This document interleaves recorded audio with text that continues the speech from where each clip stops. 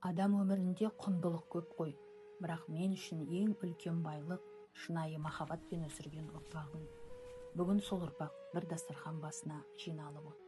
Мамам осы бір кезеңді әрдайым ерекше жылылықпен еске алатын. Айтуынша, папам институттағы ең белсенді сері жігіттердің бірі болыпты. Батыстың ашық мінезді қыздарының арасында өте танымал болған екен. Өзі сондай мақтаншақ еді деп мамам күліп айтып отыратын. Бірақ сол көпшіліктің арасынан папам мамамның сабырлы, жинақы, ешкімге ұқсамайтын болмысын байқапты. Ол заманда үлкендердің батасы мен сөзі бәрінен биік еді. Орынбай әкем мен қаныш әжем мамамды көрген сәттен-ақ тәрбиелі, парасатты, текті жердің қызы деп ерекше ұнатыпты. Сол үлкендердің ақ батасымен басталған шаңырақ бүгінде үлкен әулетке айналды. Мамам бұл шаңыраққа келін болып түскенде Орынбай әкем оны ерекше жақсы көріпті. Нәзік, кіп-кішкентай келінін қонақтардың алдында мақтанышпен, менің келінім сирек кездесетін гауһар тас секілді деп отырады екен. 60-70 жылдары заманның қиын, тапшылық уақыты еді.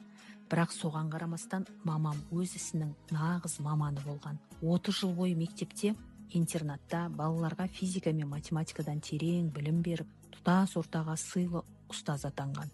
Жұмыспен қатар папам екеуі 7 баланы дүниеге әкеліп, қатар өсірген. Біздің үйдің ең басты құндылығы білім мен еңбек болды. Өйткені көз ашқалы көргеніміз папамның кітаптары, мамамның дәптерлері, әр апталық газеттер мен журналдары. Жылдар өтіп, балалар есейді, жоғары білім алып, үлкен өмірге қадам басты.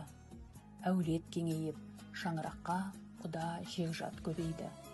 Бір үйдің балалары бүтін бір елдің сыйлы азаматтарына айналды. Ал немерелердің күлкісі бұл үйдің берекесін еселей түсті.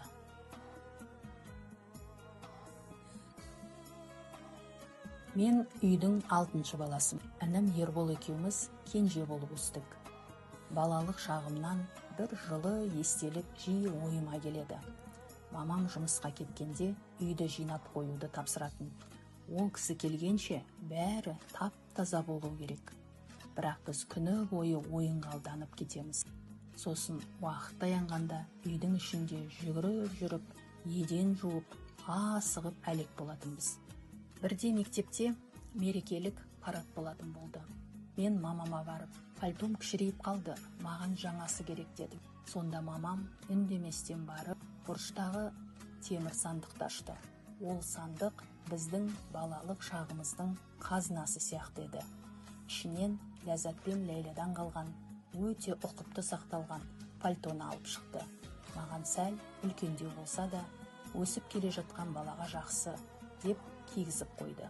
Сол кезде бақыт деген жаңа киім емес, үйдің жылуы екенін бала жүрегімнен сезген екенмін. Әр жас сайын бәріміз асыға баратын бір мекен бар еді.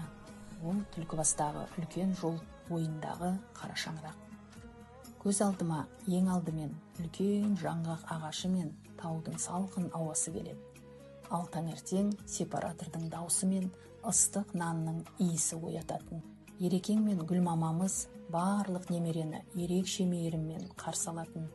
Бізді тауға, көлге, демалыс орындарына апарып, әр жазымызды ұмытылмас етіп өткізетін. Түс кезінде аптап ыстықта мамам мен папам сәкіде газет оқып отыратын. Ал айналасында 20 шақты бала шулап ойнап жүретін. Олардың жанында отырған біз өзімізді баладай бақытты сезінетінбіз. Папамның өз әлемі болатын. Ол кісі сағаттап шежіре жазып отыратын. Архивтерді аралап, бабалардың тарихын жинап, болашақ ұрпаққа кітап қалдыруды армандады. Мен оның қолжазбаларын компьютерге теріп көмектесетінмін.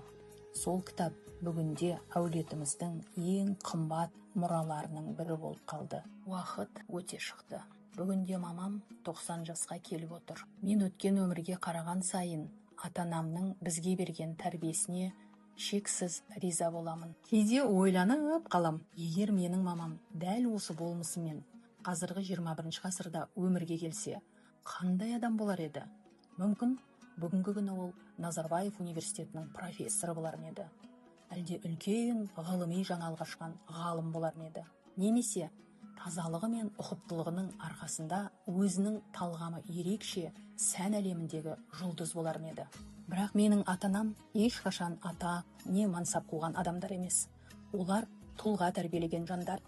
Осындай тату, үлкен әулет сыйлағандарыңыз үшін мың алғыс сіздерге. Туған күніңізбен, асыл анам.